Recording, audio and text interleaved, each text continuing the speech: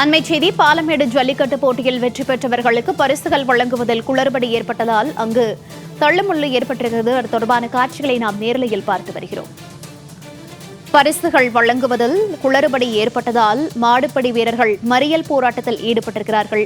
போலீசார் அவருடன் பேச்சுவார்த்தையில் ஈடுபடக்கூடிய அந்த காட்சிகளையும் நாம் பார்த்து வருகிறோம். பாலமேடு ஜல்லிக்கட்டு போட்டியில் வெற்றி பெற்றவர்களுக்கு பரிசுகள் வழங்குவதில் குளறுபடி ஏற்பட்டதால் தற்போது மாடுபிடி வீரர்கள் மறியல் போராட்டத்தில் ஈடுபட்டிருக்கிறார்கள். அந்த காட்சிகளை நாம் நேரலையில் பார்த்து வருகிறோம். டோக்கன்கள் வழங்கப்பட்டவர்களுக்கு பரிசுகள் வழங்கப்படாததால் மாடுபிடி வீரர்கள் தற்போது சாலை மறியல் போராட்டத்தில் ஈடுபட்டிருக்கிறார்கள். விவரங்களோடு செய்தியாளர் சல்மான் இணைப்பில் இருக்கிறார். சல்மான், தற்போது பாலமேடு ஜல்லிக்கட்டு போட்டியில் பரிசுகள் வழங்குவதில் குளறுபடி ஏற்பட்டதால் தற்போது மாடுபிடி வீரர்கள் மறியல் போராட்டத்தில் ஈடுபட்டுள்ளதாக தகவல் வெளியாகி இருக்கிறது. தொடர்ந்து அவர்களுடன் போலீசார் பேச்சுவார்த்தையில் ஈடுபட்டிருக்கிறார்களா?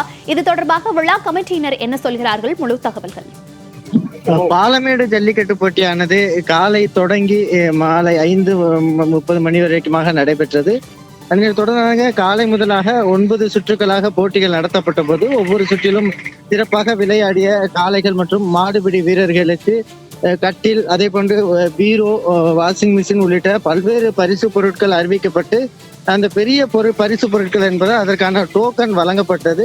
டோக்கன் காலை அந்த போட்டி தொடங்கிய 8 மணி முதலாக தொடர்ந்து வழங்கப்பட்டிருந்த நிலையில் அவர்களுக்கு தற்போது வரைக்குமாக அந்த பரிசு பொருட்கள் வழங்கப்படாத ஒரு சூழலில் கையில் டோக்கனோடு 200க்கும் மேற்பட்ட மாடுபிடி வீரர்கள் மற்றும் காளை உரிமையாளர்கள் பாலமேடு பகுதியில் இருக்கக்கூடிய பொது மகாலிங்க சுவாமி மடத்து கமிட்டி அந்த கோவிலுக்கு முன்பாக நின்றபடி அவர்கள் சாலை மறியல் போராட்டத்தில் ஈடுபட்டார்கள். தொடர்ச்சியாக அவர்கள் காவல்துறையினர் பேச்சுவார்த்தையை நடத்திய பின்பாக தற்பொழுது அந்த பகுதியில் வைக்கப்பட்டிருந்த பரிசு பொருட்களை கொடுத்து வரக்கூடிய காட்சிகளை பார்க்க முடிகிறது. அப்போது ஒருவருக்கொருவர் மோதலும் கூட ஏற்பட்டு வரக்கூடிய சூழலில் காவல்துறையினர் லேசான தடியடி நடத்தி அந்த பகுதியில் இருக்கக்கூடியவர்களை கலைக்க செய்திருக்கிறார்கள்.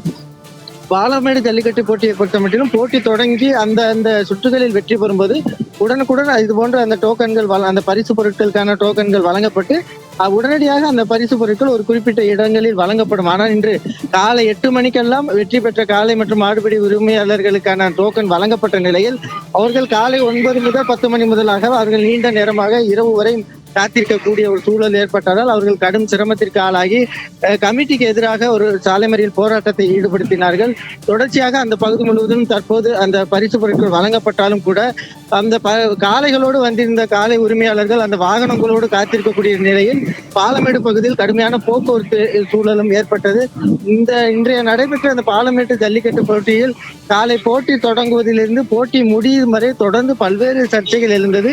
போட்டி முடித்த போது அமைச்சர் மூர்த்தியை நேரடியாக வந்து மாவட்ட ஆட்சியரும் நானும் இல்லாத நேரத்தில் எதற்காக போட்டியை முடித்துக் கொள்வதாக அறிவித்தீர்கள் என நேரடியாக கமிட்டியினரிடம் கேள்வி கேட்டு அந்த பகுதியில் சர்ச்சையானது. அதனால் பரிசுகள் அறிவிப்பதற்கும் கூட தாமதமானது. இந்த நிலையில்தான் ஏற்கனவே காலை முதலாக பரிசுக்கான டோக்கன்கள் வழங்கப்பட்டு 10 மணி நேரத்திற்கு மேலாக அந்த மாடுபிடி வீரர்களும் காளை உரிமையாளர்களும் காத்திருக்கக்கூடிய ஒரு சூழலில் ஏற்கனவே அவர்கள் நள்ளிரவில் காளைகளோடு வந்திருக்கக்கூடிய சூழலில் தொடர்ந்து வெற்றி பெற்ற நிலையிலும் 10 மணி நேரத்திற்கு மேலாக காத்திருக்கக்கூடிய ஒரு நிலை உருவானதாக அவர்கள் வேதனை தெரிவித்தனர். தொடர்ச்சியாக அந்த பகுதியில் ஒரு பரபரப்பான சூழல் ஏற்பட்ட நிலையில் காவல்துறையினர் பேச்சுவார்த்தை நடத்தி மீண்டும் தற்போதுதான் அந்த அவர்களுக்கான பரிசு பொருட்கள் வழங்கும் பணிகளானது நடைபெற்று வருகிறது. தகவல்களுக்கு நன்றி சல்மான்.